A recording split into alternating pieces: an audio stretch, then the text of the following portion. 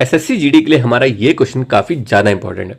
ये हमसे यहाँ पे पूछ रहा है कि मुल्कराज आनंद मुख्यतः किस विषय पर लेखन करते थे, यानी कि जो मुल्कराज आनंद जी थे उनकी राइटिंग्स किस बारे में होती थी।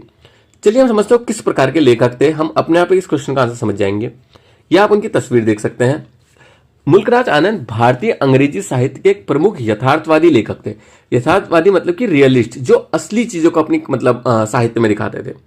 वे अपने लेखन के लिए प्रसिद्ध है ना, जिसमें वो दिखाते थे गरीबी, छुआछूत, शोषण, श्रमिक वर्ग की समस्याएं, ग्रामीण भारत का जो कठोर यथार्थ है, इन चीजों को अपने लेखन के माध्यम से बहुत ही स्पष्ट रूप से दिखाते थे।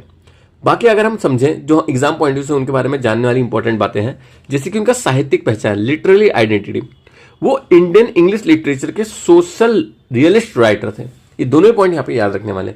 वे आम लोगों को, जैसे किसान, मजदूर, अछूत, उनकी आवाज बन के आए थे। उनकी जो प्रमुख रचनाएं, यानी कि उनकी जो लिखी हुई कुछ इंपॉर्टेंट बुक्स है जो एग्जाम में अक्सर पूछी जाती हैं।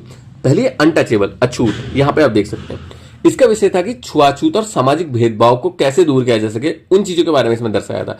इसका मुख्य पात्र एक बाखा नाम का कैरेक्टर होता है। अगली बुक है उनकी कूली, यहाँ पे आप देख सकते हैं। इसका विषय था जो श्रमिक वर्ग का शोषण, यानी कि जो छोटे मोटे काम करने वाले लोग होते हैं उनका किस तरह से शोषण होता है। औद्योगिक समाज, इंडस्ट्रियलिस्ट समाज की जो कठोर सच्चाई है वो इस बुक में दिखाया गया था। तीसरी उनकी फेमस बुक है two leaves and a bird, दो पत्ते और एक कली। इसका विषय था कि चाय बगानों में मजदूरों का किस तरह से शोषण किया जाता है।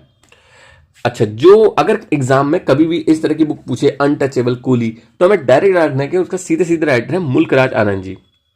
और अगर हम उनके बारे में थोड़ा सा इंपॉर्टेंट पॉइंट समझें तो मुल्कराज आनंद को ना भारतीय अंग्रेजी साहित्य के त्रिमूर्ति यानी कि ट्रिनिटी में शामिल किया गया।